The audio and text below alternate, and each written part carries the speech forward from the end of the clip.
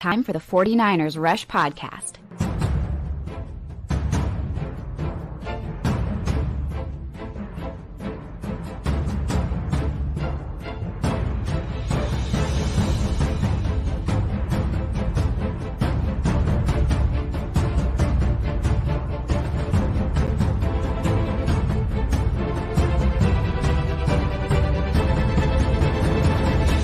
And here's your host, John Chapman. What is going on, faithful? It is Saturday morning, early Saturday morning, 10 a.m. when we are going live with this show. But I'm so happy to be with you guys. There's all kinds of stuff going on, World Cup stuff, all that's, whatever. Not a lot of college football, which stinks. Almost none. But the 49ers play, I don't know, like an iconic game tomorrow. That's kind of where we're at, right? Like, this is a huge game. Brock Purdy versus Tom freaking Brady. I absolutely love this game, and I'm excited just for what the possibilities could be. I really do think the 49ers are favored in this game, obviously. And we're going to go through, we're going to break down everything there is to know about the Bucs, scouting reports, matchups, trends, schemes, all that kind of stuff. We're going to give you it all. Finishing up with our bettings, predictions, all that kind of different stuff. So our flagship program, we do this every week, and probably one of my favorite parts. This is my favorite show of the week. There's no doubt about it, just because the amount of work and time that goes into this episode is considerably more than most of the other shows. And shout out, I got to give credit to the great Coach Cruz, man. He is incredible. Love it. Yatsik, what's up, brother? I know you've been enjoying all the football on TV. And shout out to the first African country, Morocco, making it to the semifinals, which was awesome. Usually I root for USA first, obviously. Then I root for whichever African team is left. And so I love it. The very first country to ever make it that far. I love it. I love it. So let's jump in. Let's do this, baby. And if you haven't yet, go ahead and click that like button. It helps us out. The 49ers come into this game versus the Bucs on a 5-game win streak, best in the NFL. But it's a little unlike most win streaks, and the fact that you just lost not your first quarterback, but your second quarterback for an extended period of time. I don't want to jump too much into the whole win, everybody's going to come back and, what ifs and all that stuff. We'll have time to deal with that later. But what I want to deal with now, I want to deal with what we have this week. And what we have this week is a 7th round, let's just call it what it is. The last pick in the NFL draft, going against one of the greatest, if not the greatest quarterback of all time. And Tom Brady with the most Super Bowl wins, and he's done it with 2 teams and all that kind of stuff. This is a very, very, very interesting matchup. Now, Tampa Bay, they're coming off a comeback win on Monday night against a division opponent, which was huge. I think I saw a stat, and I'm going to mess it up, but it's like teams that were trailing by, double-digit points with less than 4 minutes left are like 4-200 and something the last 5 years. And 2 of the 4 wins came this last week, with the Rams win over the Raiders, which is hilarious. And then the Bucs win over the Saints.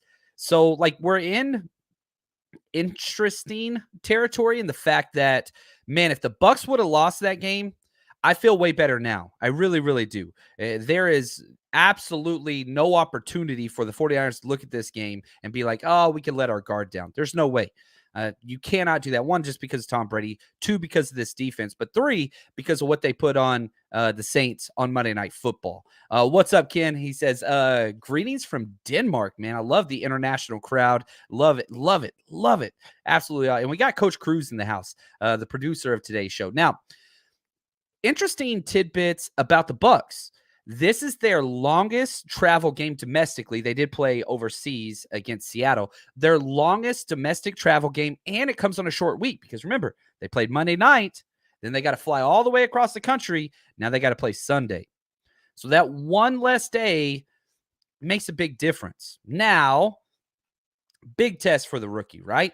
And Brock, we trust. The Brock is hot. You got BCB. The nicknames just flow out with a name like that, which I love. He's got a big test. He's going against the best. How do I say this? He's been going against the best defense in the NFL for 13 weeks straight, and that's the 49ers defense every damn day in practice. This is a much truer test in the NFL compared to what we saw from the Dolphins last week. The Dolphins, defense left a lot to be wanted. Todd Bowles coach defense, and we'll dive into it, what they do. One of the most confusing, them and the Saints. Dennis Allen, Todd Bowles, I think those two kind of stand out as confusing defenses. We'll see how the young rook responds. What's up, Daryl? He says, #CC, let's go family. I love it. Smash the like button, please. He says, JC, I think that's me, goes hard for us. That's what's up, man. We go hard in the paint, as the kids used to say. What's up, Dr. Steve Brule? Appreciate you. We got celebrity in the house. Big fan of that show. Love this. Daryl, appreciate the gift, my friend, in the super chat. He says, we need to run zone with Mason and TDP to help Brock Purdy. I really do think that this game shapes up. Kyle Shanahan talked about in his press conference. The quote was, we have to find a way to win with Brock. And we're still working on that. Last week, you threw it 37 times, but you did that because the Dolphins literally loaded the box for every single freaking play. I don't think we're going to see that. That's not really what Todd Bowles does. I don't think it's going to be near as aggressive defensive front for a pre-snap read. Kind of what Todd Bowles wants you to do is think a little bit more. And so if you're not seeing 6 and 7 man fronts like you did last week when Brock came in, I think the play calls are going to be a lot more run heavy this week. And so, yeah, I'm with you completely there. And I really do think, it's interesting because the weather, Mosquito Killer, what's up, Eddie? Says, anyone in the Bay Area today, be careful in this rain, definitely coming down. Yeah, be careful out there. And that's going to play into it as well. Last week was supposed to rain the whole time. We planned for rain, and it just never came as far as the day of the game goes. It's looking like it's going to rain the whole time, which, Iowa, I said this earlier, Iowa goes through some tough weather cycles and wind and whatever else. So he's played a considerable amount in those situations, not near as much as Tom Brady, obviously, but it just makes for a run type game offensively. Now, Mr. Mendoza, thank you for the gift of the super chat. Appreciate that, man. All the support is greatly appreciated. What if Purdy dominates for the rest of the year? That's best case situation. Whomever is taking snaps at the quarterback position, wearing the red and gold, I hope they dominate the rest of the year. That's all I'm saying. Now, if Mr. Mendoza, he does do that, he should continue doing that. And again, like I almost feel like we should hold a seminar on here's what fandom looks like. Whoever the quarterback is for the 49ers is your favorite quarterback.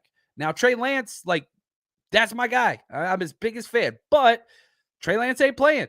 Therefore, Brock Purdy, I'm his biggest fan. When Jimmy Garoppolo's playing, I'm his biggest fan. And that's just kind of the way it should go. If we look at just kind of the way that it is and the way that it should be, right? You look at those things and very, very happy. And I love it. Now, Kim brings up time for Brady to lose to a first start quarterback. Man, I'm going to miss this because, it came out that Tom Brady is I'm trying to find it. And I'm not going to. Man, I need my helper. Where's Peter Schrager's thing? I saw it earlier. Because the whole issue was, if you look at Tom Brady's record versus first start quarterbacks, it's pretty bad. And you're just like, ooh, there's no way, that Brock Purdy is going to come out and be able to handle this. But if you look at the quarterbacks that he's faced, first start quarterbacks are 0-6 all time versus Tom Brady. Okay, that's scary. That's a scary stat. Listen to these names. Luke Falk, okay. EJ Manuel, all right. Jake Locker, really? Tyler Palco, wasn't he on the freaking Replaceables? What, he played by like a character? Matt Flynn, Luke McCown. All right. So I get that stat, and whenever I hear 0-6 and no like quarterbacks ever won their first start, let's just, all right, you provide some of the context. I'm just going to say, yeah, we are right. We are right. We are right with that. Mosquito Killer, why have the Niners gone away from jet sweeps? Defensive alignments. What teams are doing is a double wide 9, which puts a force edge player opposite of Debo every single time. Wherever Debo goes, they do it. And a lot of times they'll do a double wide 9, which basically, again, that's a 6-man defensive front or a 5-man defensive front, or sometimes a 7-man defensive front, which we saw with the Dolphins a few times. So you cannot make that block. So like you have a defender over here with nobody that's just sitting there, and you're running a jet sweep into an unblocked, linebacker, nickelback, whatever. You have to, even if you call that play, you get to the line, that's where you see the can, because you just cannot do that. You can't run into that. It's just not feasible. You don't have the numbers. They have the force. It's a free blocker literally sitting there. If they're tight and in a 7 right off the edge of the tight end or the tackle, right, then you could do something like that.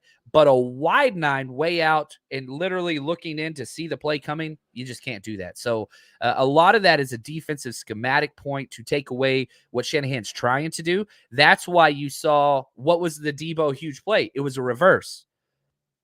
It's the same type of play as the jet sweep. However, you have to get more creative in getting this over, and then, getting everything pulled this way, flow away, then come back. So he's still found ways to do that a little bit, but it's tough to develop that. No doubt about it. It's not an easy creation to do that. You've got to kind of be extra creative. It's not as simple as just turning and handing the ball off. Now let's talk about the Bucs. Let's get into how they got to 6-6. They're in first place. They're the 4th seed in the NFC West. We're the 3rd seed. So playoff caliber team for sure.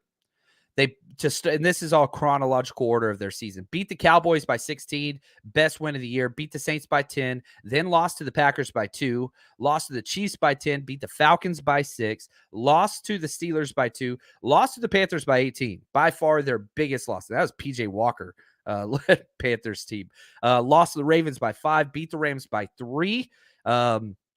Beat the Seahawks by 5, lost to the Browns by 6, and that was with Brissett, Brady's old protege, so to speak, and then beat the Falcons by 1. Not a good team. Really not good. 19th in points allowed. They allow 18.3 points per game, which is okay. And if like there was one thing that I could say about the Bucs, they're all right. They're all right. Why do they, win as many games as they lose? They don't turn the ball over, and they've got a pretty good defense. That's it. That's it. Yeah, they're okay. If you beat yourselves, then they win. They don't beat people. Teams beat themselves against the Bucs repeatedly. And so, you look at like the Saints game. If Mark Ingram would have just, instead of walking out of bounds, if he would have got that one more yard, they would have won the game. Saints beat themselves. Seattle, yeah, Seattle was bad. The turnovers, they looked really bad. Rams, they're a very bad team. That's, again, another one. But you look at the way, the Falcons game, well, the refs beat them. I'm not trying to be disrespectful to Tom Brady or the Bucs, but they're not a team that goes out and imposes their will. They're not a team that goes out and does what they want to do. Oh, look at that. Neighbor's yard work every single time. Hopefully that'll pick up on the audio. But, hey, man, they're making the place look nice. I appreciate that. I'm not doing yard work in the morning Saturday. No way, Jose. Again, like, they are just, hey, let's stick around. Let's wait till the 4th quarter and try to eke one out. They're a 500 football team in the worst division in football. Terrible division. The fact they're 6-6 in first place should tell you all you need to know. But they're not a team that forces really anything. Tom Brady's going to take what comes his way. He doesn't take sacks. He doesn't turn the ball over. That's what it is. And they just wait. They just outweight you. You make a mistake, then they'll come up and get you. You just got to be patient, do your job. Punts aren't bad against this team. Punts are a good thing. Field goals are a good thing. I know that's going to be hard for social media. And everybody's going to jump in there. Man, I wish Kyle would be more aggressive. Rawr. That's how I read their texts or their like messages on Twitter. But no, I'm telling you right now, punts, field goals are great this week. Tony the Tiger, great, right? Like that is a big deal. Because if you are not creating mistakes for yourself and you're just putting it in the fairway, man, you're going to be just fine. You're going to beat this team. The way you lose to the Bucs, you force things and you create giant mistakes and give them energy. They cannot create energy on their own. They're not a good football team. They're not. Love this question. Here we go. Thank you for the chat. The recovery from 716.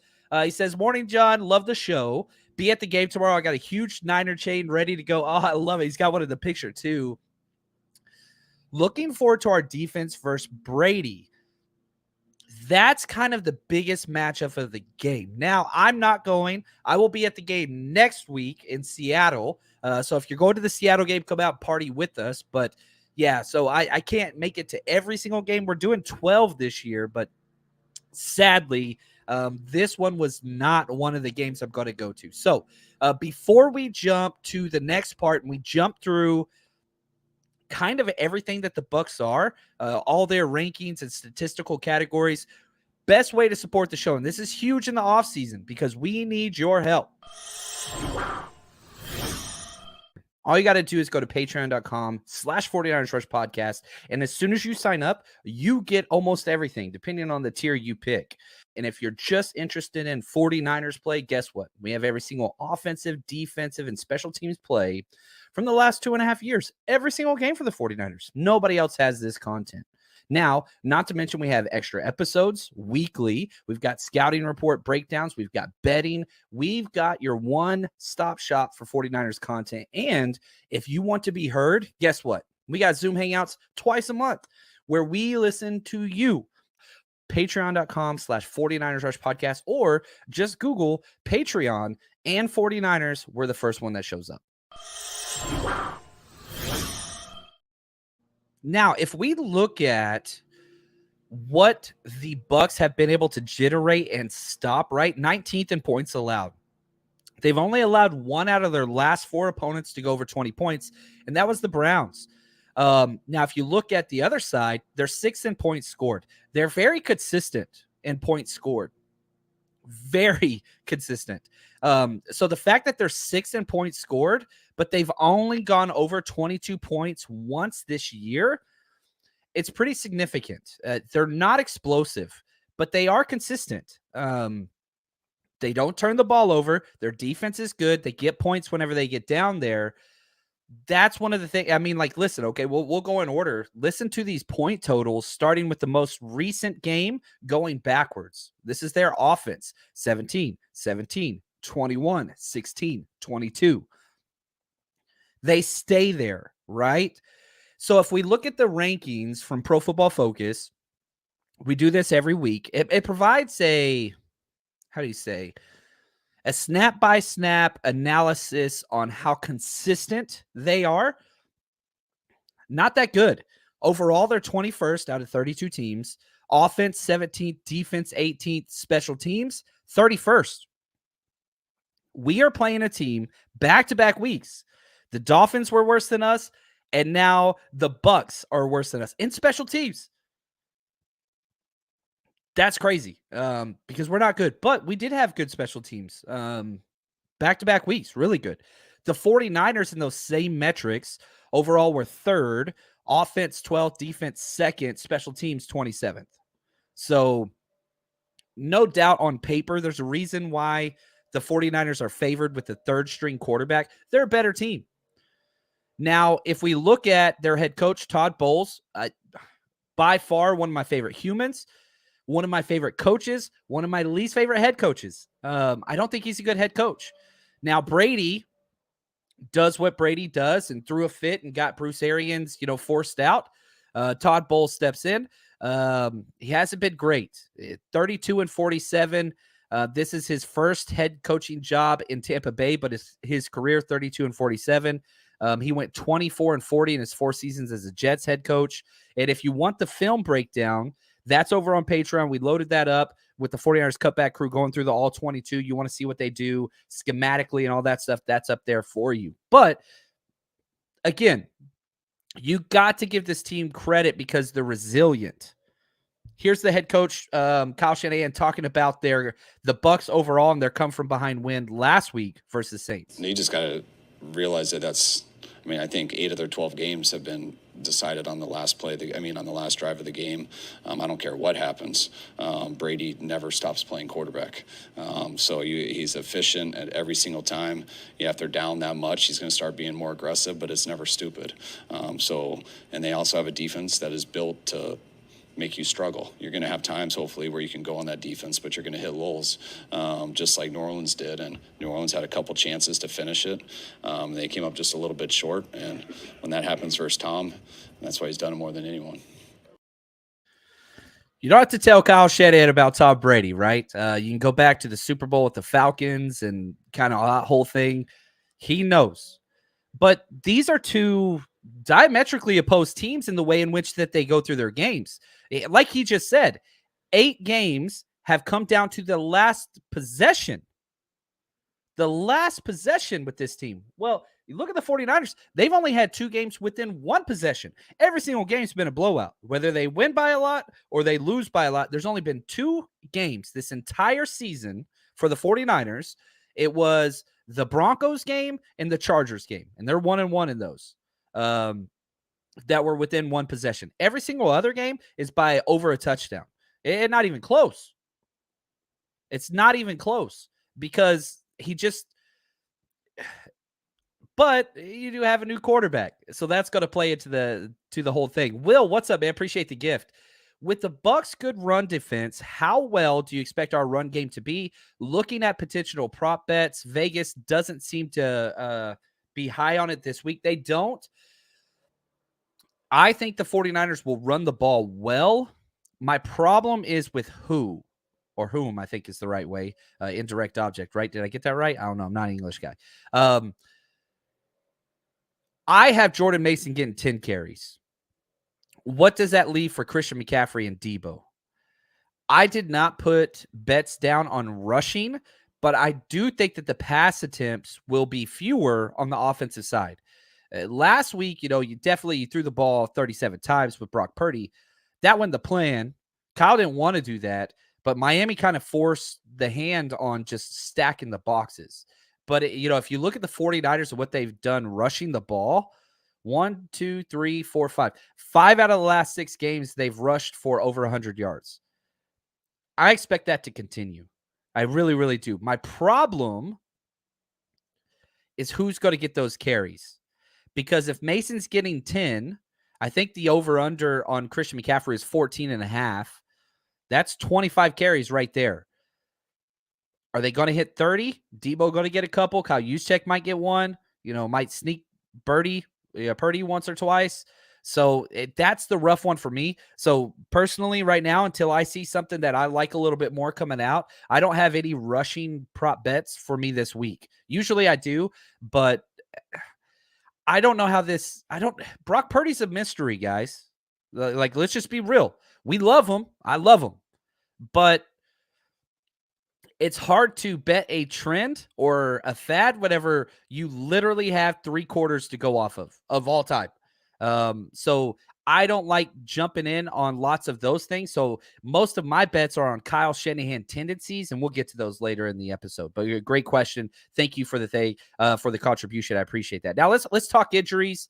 Probably the most common question I got in my DMs and emails, which always email me if you want to talk. I'm always here. I try to get to every single question. Sometimes it takes me longer than others. 49ers Rush Podcast at gmail.com. Bosa, I fully expect him to play. I don't think that there is even a chance he won't play. And for those of you talking trash on Bosa, do you not remember? It's like, don't talk shit about me anymore. or talk more shit about me, because Light the fire. I love that, dude. So I want to play that clip all the time. But the idea is this. You think from that press conference, you think he's not going to play? You have to keep in mind the 49ers play again Thursday. So it's one of those things where they're just going, it's damage control central. I fully expect Nick Bosa to play as much as he wants to play.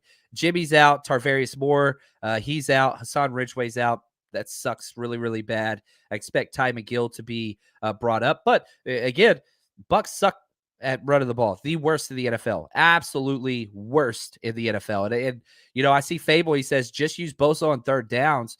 I don't know, man. Contract year matters. Defensive player of the year matters. I mean, last episode we did, if you didn't listen to it, probably one of my favorite episodes we've done in a minute, the Purdy and Bosa show. And we just dove all in on those two guys. And so I go back, listen to it. I'm telling you right now, Bosa's already missed 1.5 games.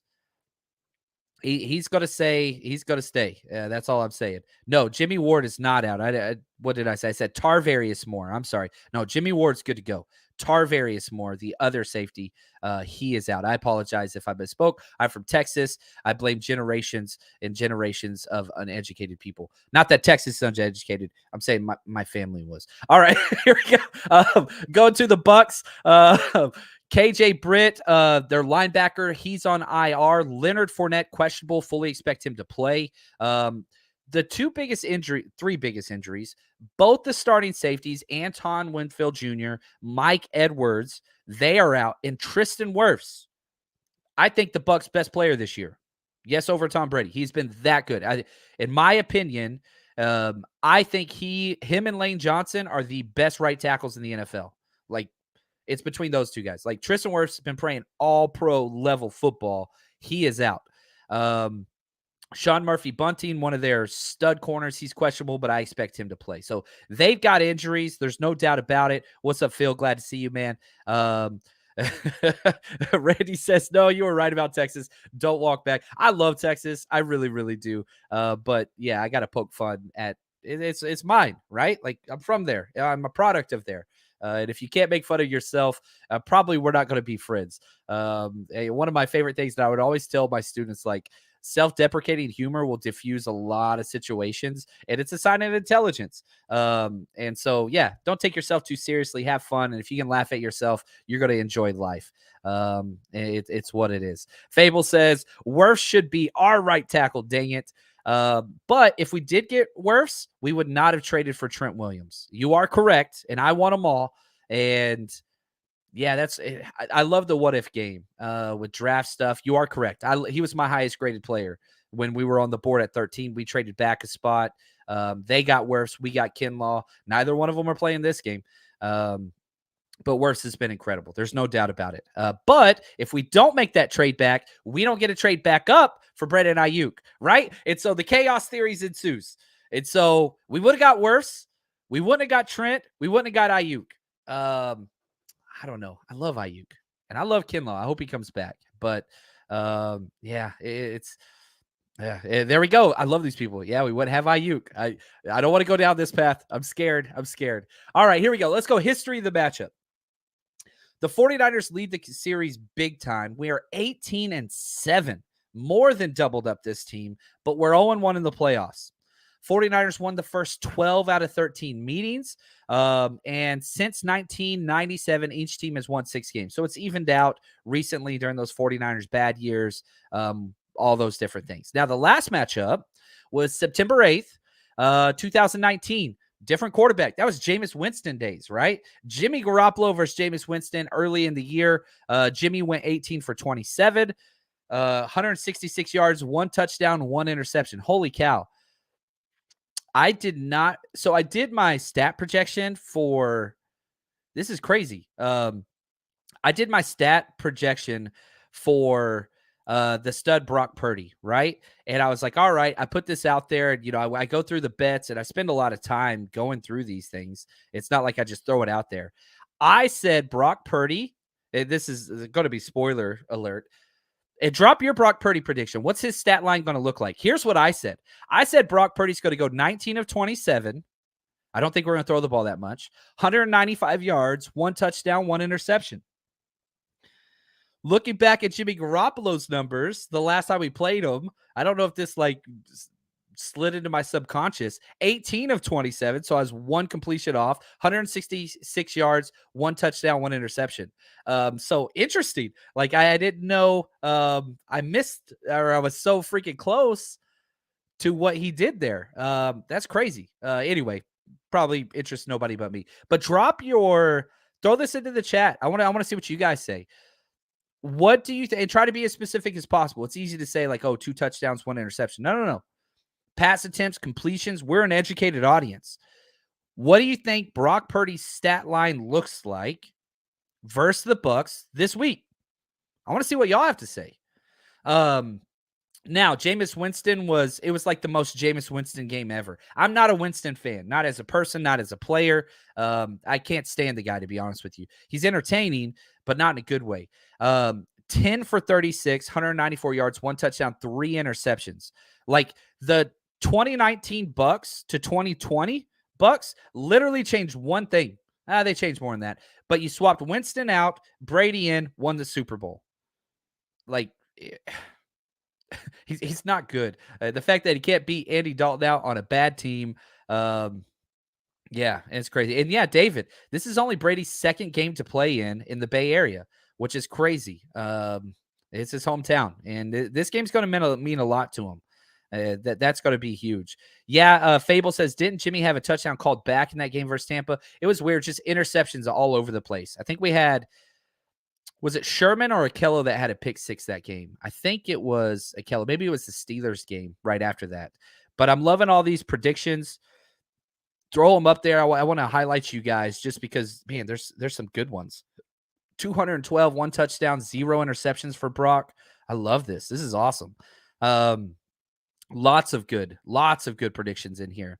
Now, if we stick with that game, that was the Mostert, Breida, and Coleman game. They combined for 30 carries, 100 yards, and Kittle had 8 catches for 54 yards. But, Warner, 9 tackles. Ford, Bosa, Armstead all had 1 sack. You remember D Ford? You remember those days? That's when he was great.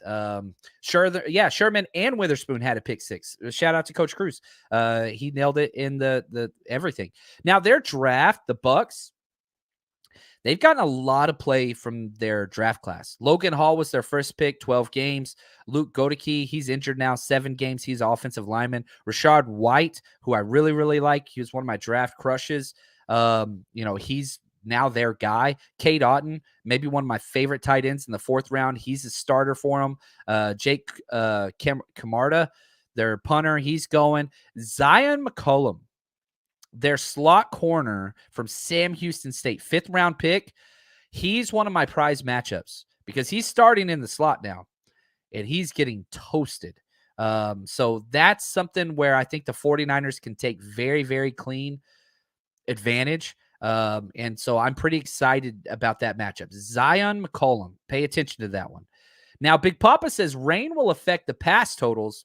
I'm telling you, I keep saying I'm betting under on pass for everybody.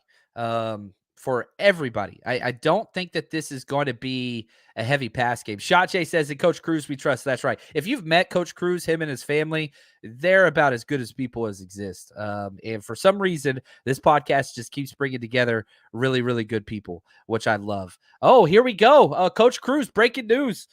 Sac State coach going to be the new head coach at Stanford. Stanford will be good again in the next couple years. Yes, did Sacramento State convert 2 onside kicks last night and still lose somehow, 65-63 or something crazy? Shout out. I remember when Jason Garrett was one of the finalists, and it was like, no way in hell they're going to do that. Would have been a terrible move. So I love this. Shout out to the Bay Area. Freaking awesome. Love it. Love it. Love it. Melissa, she's already jumping in to the game predictions, 31-13. We'll get to those in a little bit, but I like it.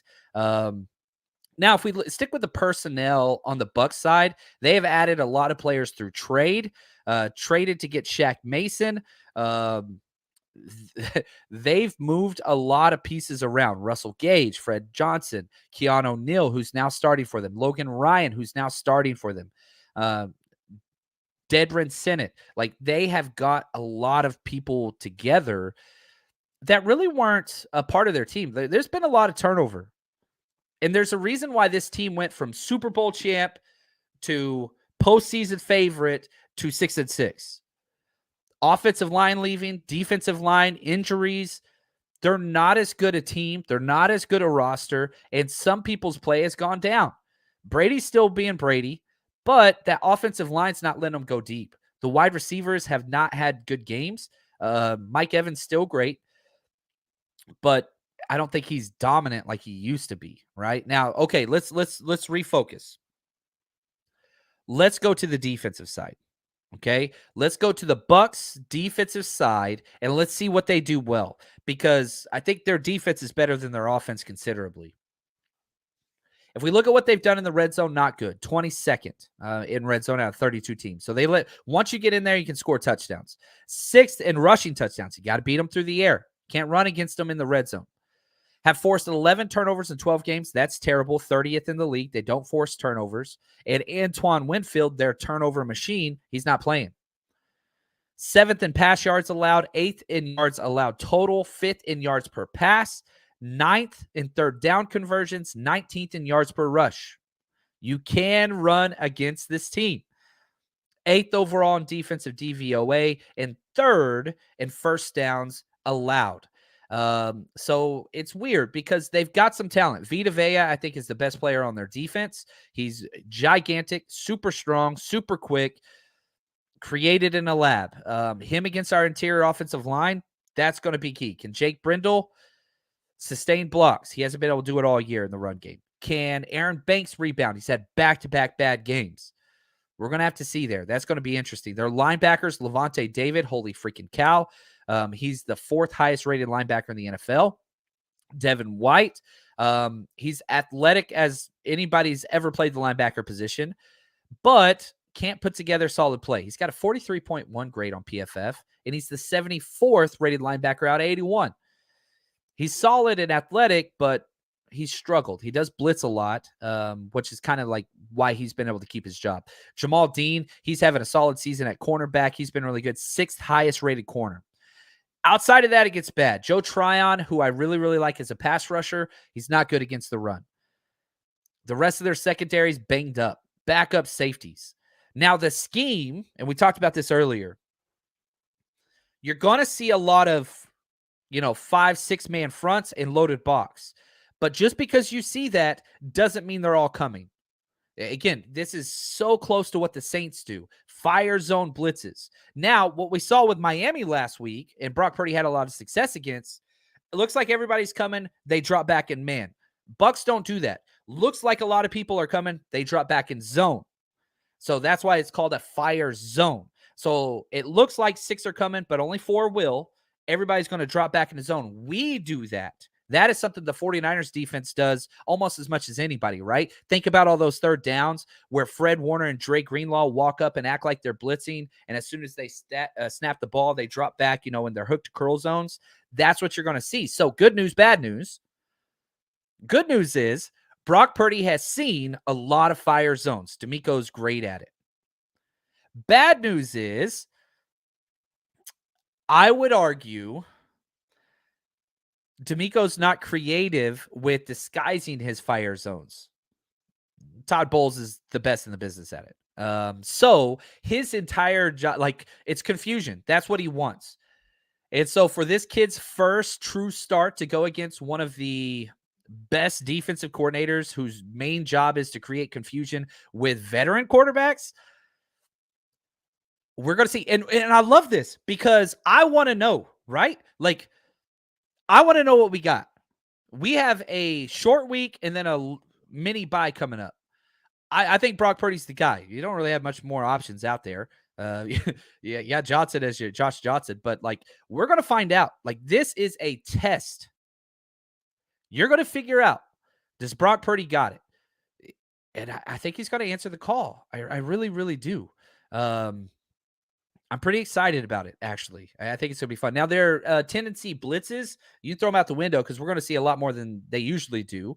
A blitz constitutes 5 men coming after the quarterback, 5 or more. So just because it looks like 5 or more are coming, that doesn't count as a blitz. But 5 or more guys coming against the quarterback. New Orleans, 10 blitzes. Cleveland, 13. Seattle, 11. We're going to see more than that. I expect 14 to 16 range. They're going to come after a rookie quarterback. It's just what they're going to do. His first start, they're blitzing that cat. It's going to happen. Now, the biggest issue that I found in watching film with the Bucs defense, and this doesn't go in their favor, missed tackles are a major issue. They miss a lot of tackles. A lot of that's because they drop back into zone. And so when wide receivers are hit over the middle or whatever, there's a little bit of space and pockets that the ball is completed. So there's space. Man, you're always following and you're always on the hip pocket. So there's not as much space. They have 92 missed tackles as a defense on the year. All right, what's that mean? The 49ers have 62. You're talking about a third less missed tackles. Now, 49ers one of the best tackling teams in the NFL, so that's different. But you talk about a top 8 defense, DVOA, missing that many tackles against Debo, against Ayuk, against Kittle, against Jordan Mason, against CMC. So if it's wiggle, right, like, Ayuk and CMC, they're going to get theirs. If it's power and running through tackles, well, Debo and Kittle are the best in the business. Jordan Mason, yeah, he gonna put a stamp on people. That's all I got to say. Like, it's coming.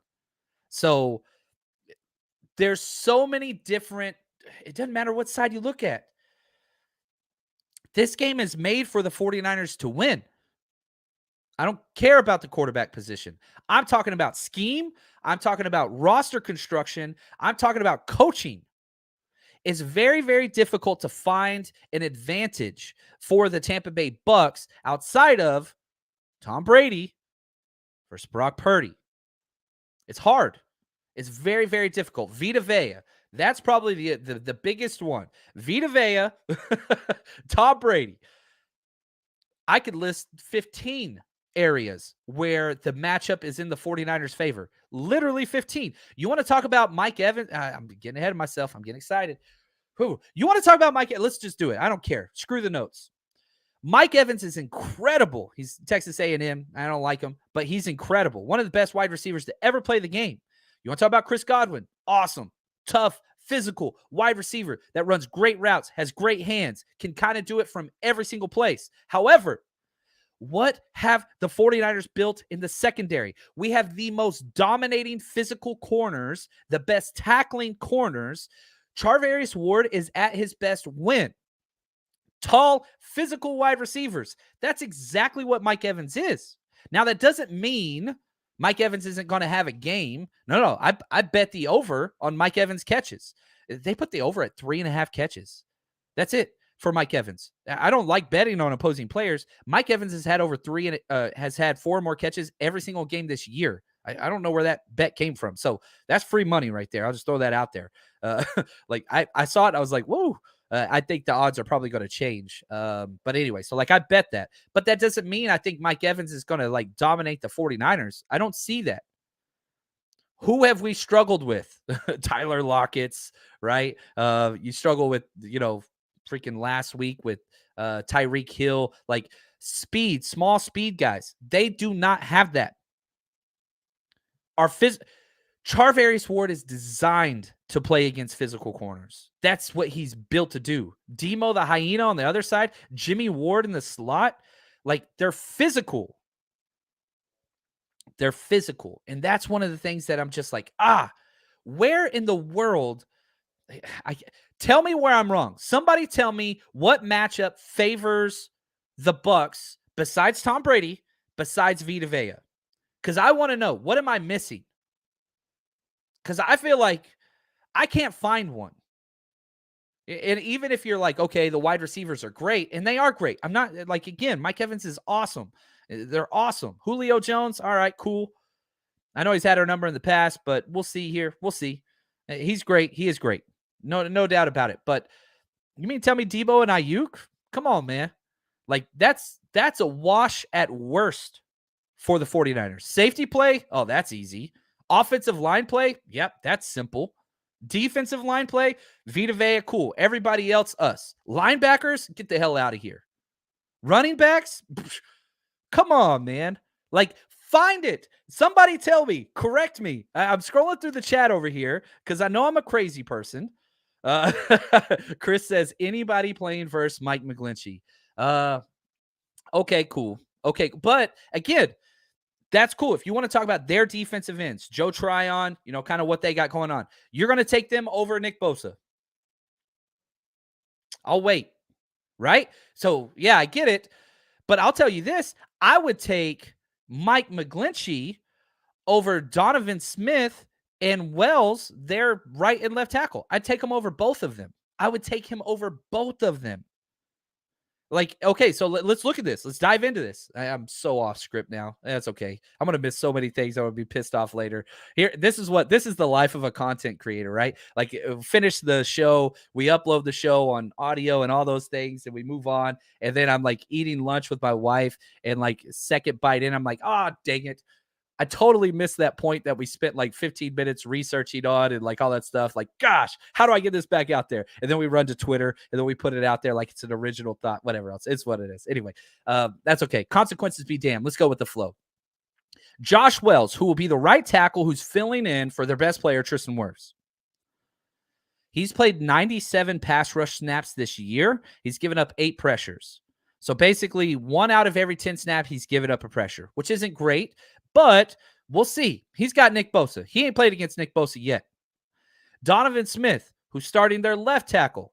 He's been their left tackle for a long time, and his play just continues to go downhill. He's 70th out of 77 tackles in the NFL. 70th out of 77. 24 pressures, 6 sacks allowed. And keep in mind, Tom Brady has the fastest release in the entire NFL. The fastest. Gets the ball out quicker than anybody. If Tom Brady feels pressure, he'll throw the damn ball away. That's why Tom Brady never gets hurt. Because he doesn't take a lot of hits. Yet, Donovan Smith has allowed 6 sacks. I'm sorry. I take Mike McGlinchey over both these cats. Trent Williams, not even close. Not even close. Oh, man, I love it. Oh, what's up, Sid? Love seeing her in her hashtag CC. Also, we got Nicholas Para. Man, I love it. So many cool people in this chat. Oh, we got the great CG, man. He's been hustling out. Go check his channel out if you haven't caught it yet. CG Ruthless. He's on YouTube. He interviews. That dude's a hustler, man. I freaking love it. I love people that love their job and work hard at their job, which he qualifies. Now, real quick, before we finish this conversation on their offense, I do got to stop real quick. I saw Nick. It reminded me. I got off my chat. I got off my, my script. I'm going to get in trouble. We do have parties still to throw this year to bring people together and have memorable experiences. If you're coming out to the Seattle game, most important game of the year, we're going to be meeting up Wednesday at Kel's Irish Pub. It's in Pikes Place Market with the Seattle Faithful Chapter. It's going to be awesome. Free event. You don't need anything but yourself. Show up. We're going to start at 6 p.m. That's December 14th, Wednesday, the night before the game. Come hang out. We got the usual giveaways, raffles, prizes, trivia, you name it. Wayne's going to be there. I'm going to be there. Vicky's going to be there. We're going to have so many people there. It's going to be a blast. Then the day of the game, we got you. Tony T Sports Lounge right across the street from Lumen Stadium. It's indoors. We're partying indoors because I don't trust December weather in Seattle. I do not. And if we're going to be outside for the game, which we all are, I thought it'd be nice to get together indoors, have some good, nice food, drinks flowing, awesome time. Go get your tickets. 49ersrushroadtrip.com. 49ersrushroadtrip.com. And as always, just look for that flag, 49ers Rush Road Trip. We will be there. We got the Vegas details up. Still finalizing that tailgate. Man, Vegas on New Year's tried to throw a party. It's up there on life challenges to overcome for yours truly, John Chapman. But we're getting it done. Finalizing details and all that. We've got the Saturday night party planned, or Saturday party. I didn't want to throw a night party on New Year's Eve in Vegas. Didn't want to do that. So we're doing a day meetup from 1 to 4 at Tailgate Social over by the Strat. Actually, Niners guy manages the bar there. So it's going to be awesome. We're going to party. College football game is going to be on. Get together with the faithful before you go out and make a knucklehead out of yourself. Yeah, I love it. Yeah, I love this. Nick says, best party experience ever. Love it. Oh, Lee Gar. Look at this, man. We got all kinds of just great people. Shout out to Lee Gallad. You guys all know him. He announced the pick for Samuel Womack at the draft, and we got to hang out this past weekend. He came over from the UK, and just him. I mean, there's just so many great. Paul Hope, man, dude, Nick Ludlam, all the studs from UK came over. Love these people, man. Love it, love it, love it. All right. Sorry about that. Let's get back to the Bucs offense and try to give a holistic picture of this offense, because Tom Brady is the black hole of information. And here's what I mean by that. It's so easy just to talk about what he does and doesn't do because he's just such a larger than life figure that you don't pay attention to everything else. So what we wanted to do is to try to, I don't know, normalize things, remove that from the equation. Let's look at an analytical perspective just on what it is this offense does well and does poorly. Okay. What they do well is very simple. They do not throw interceptions. Second best in the NFL. They've only thrown 4. Brady only threw 3 of those. Remember when they did that like pass to Brady against the Seahawks? It was dumb as anything, but whatever. 18th in pass touchdowns, not good. This is all out of 32 teams. So you hear anything, 16's average. Anything below that's bad. Anything above that's good. 19th in third downs, bad. 21st in red zones, bad. 17th in yards, bad. 5th in passing yards. What's craziest stat of all, the Bucs have attempted more pass attempts than any team in the NFL, with the oldest quarterback plus 10 years than any other quarterback in the NFL. It's weird. It's just weird.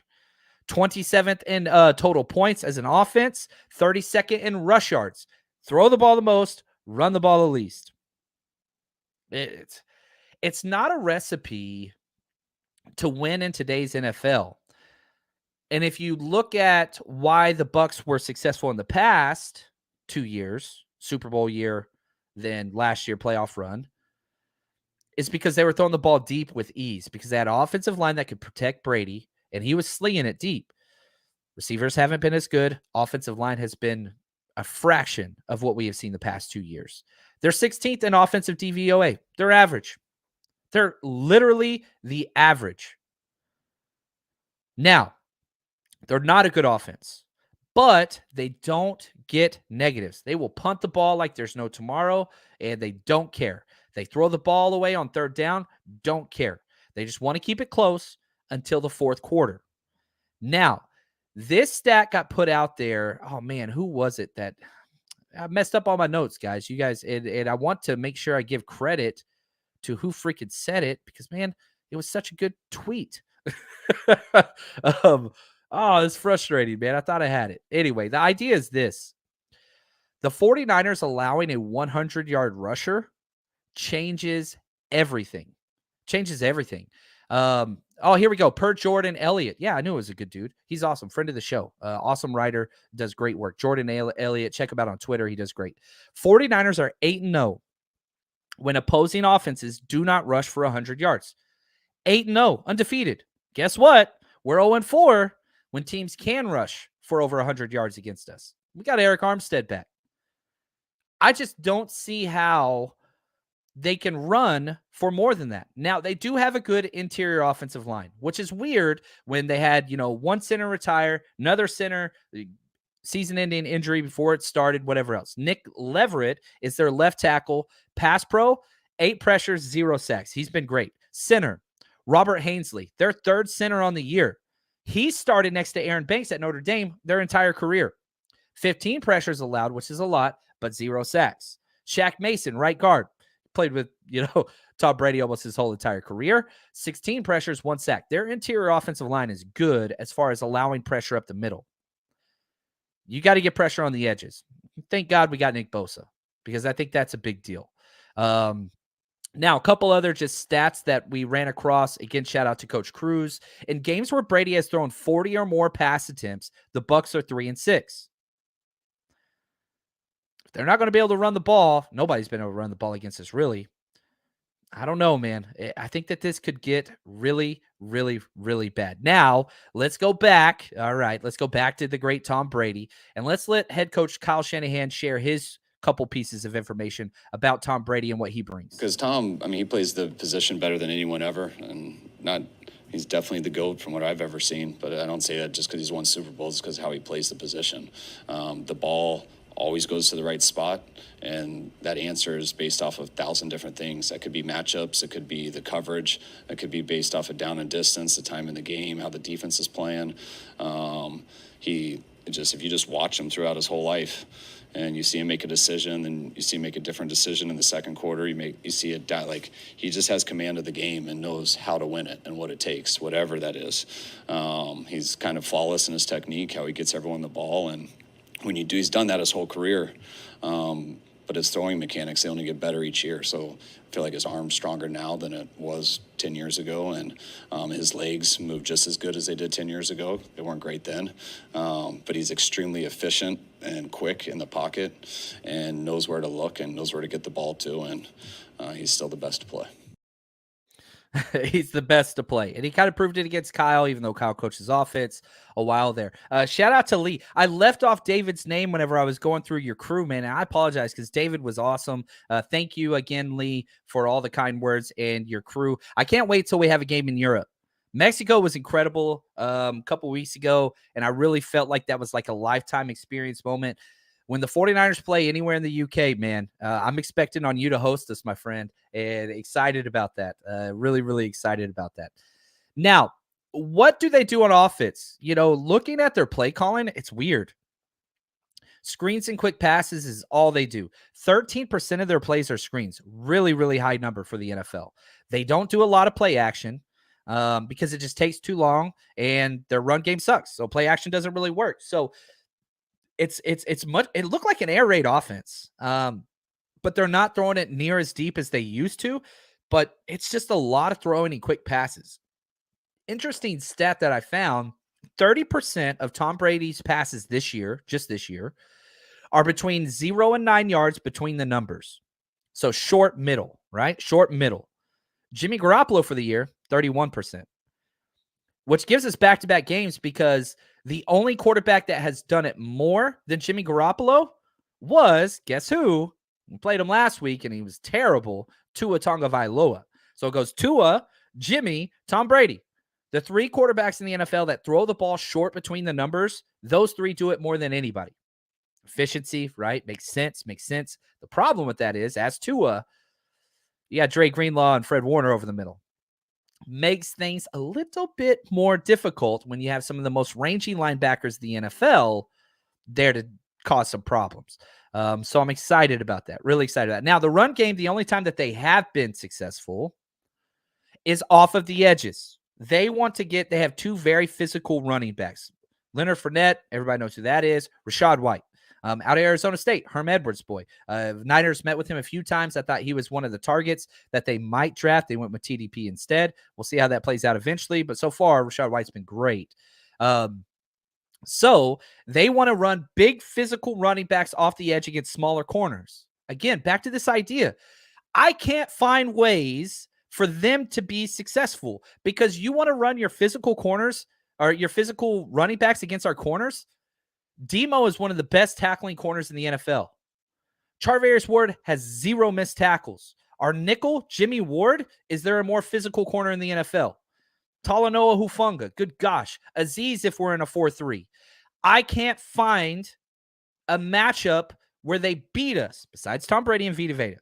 That's it. I keep asking you guys. I'm scrolling through the chat.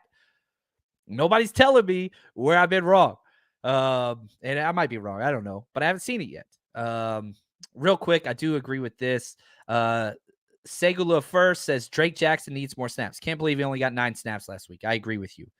Yeah, he needs more. He's been really, really good. He's 5th in the NFL in tip passes. And yeah, Tommy says, how many tip passes will Drake have? We'll see. Brady doesn't usually get a lot of tip passes. It does happen. But we'll see there. Now, interesting connections, which probably one of my favorite segments that Coach Cruz does. This is all him. Brandon Walton and Aziz played together at FAU. Cameron Brayton, Kyle Juszczyk, baby. We got the Harvard bros going together.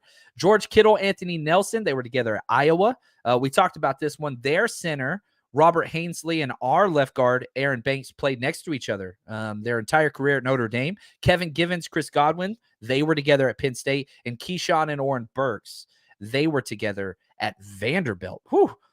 I like that. I love those connections. It matters. It matters. I tell people it matters. Now, real quick, word from our sponsor. Then let's get into some bets. You guys know what it is. It is winning season at MyBookie. As always, if you want to enjoy the football games, 49ers, or just NFL, or really any sport in general, you can bet on anything over there. MyBookie.ag. We've been with them for years. Very trusted site.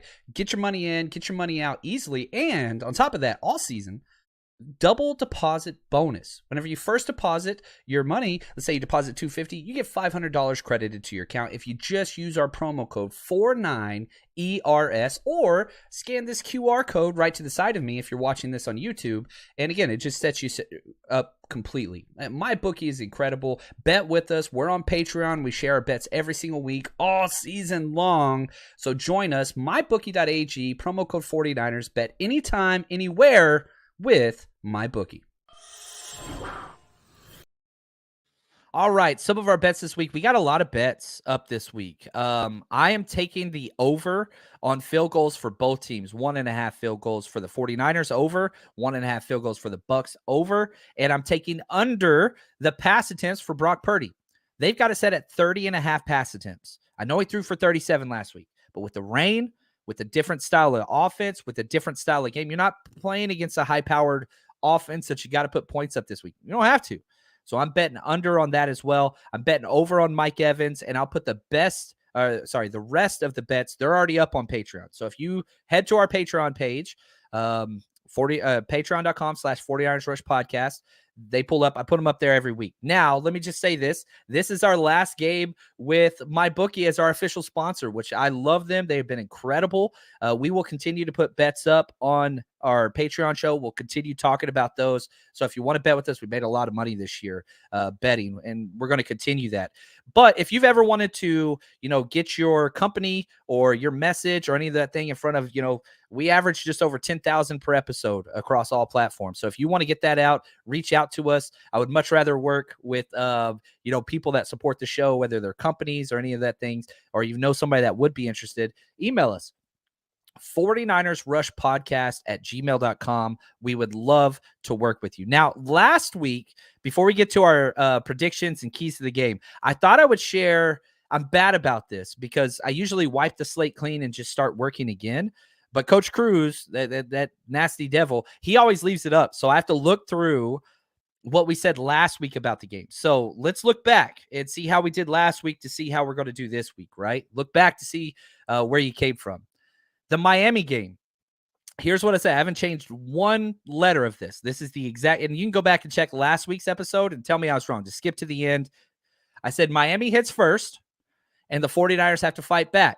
I was wrong about Kittle. I said he was going to be a big-time player this week. That didn't take place. I said the defense is going to win this game, and I said the 49ers are going to start winning in the third quarter. That happened.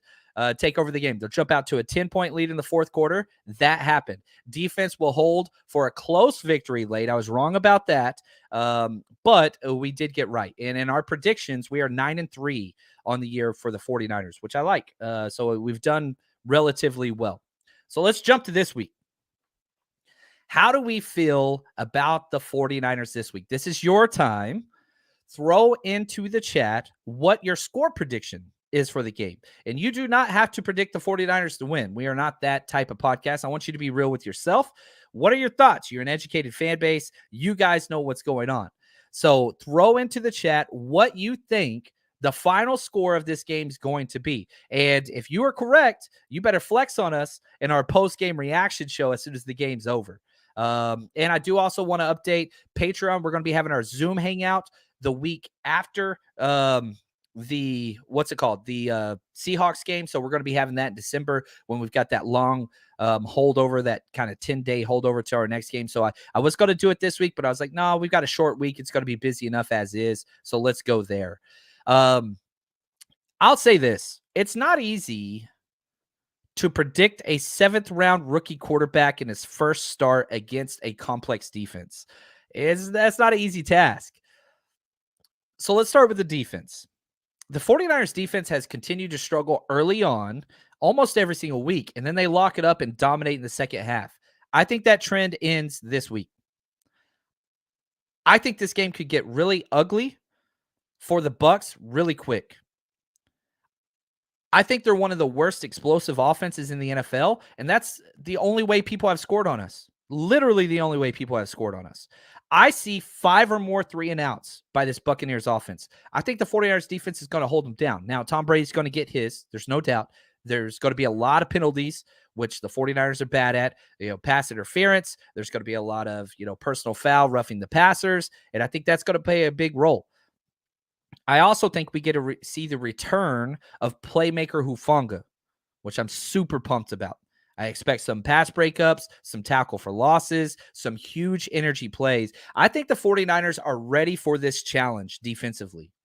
I think the 49ers are ready to make this statement that, one, they're not the best defense in the NFL. They're the best defense in the past decade of the NFL. The numbers they are putting up are historic. How do you prove that point? Against a historic opponent. That is Tom Brady. You go out there and you send this message at home to everybody that Tom Brady's normal and that this defense can do it against high-flying, crazy offense Dolphins or slow and steady Tom Brady. I think that's going to send a message. I'm really, really excited. The only way that the Bucs can win this game is if they torch the 49ers deep. And I cannot see them doing that with that offensive line. Maybe I'm wrong, but that's the way they're going to have to win this game is huge explosives throwing deep, which has been the 49ers' Achilles heel, but can teams hold the ball long enough to throw that ball? I don't think the Bucs can. I don't think Tom Brady wants to. Now, back to Brock Purdy.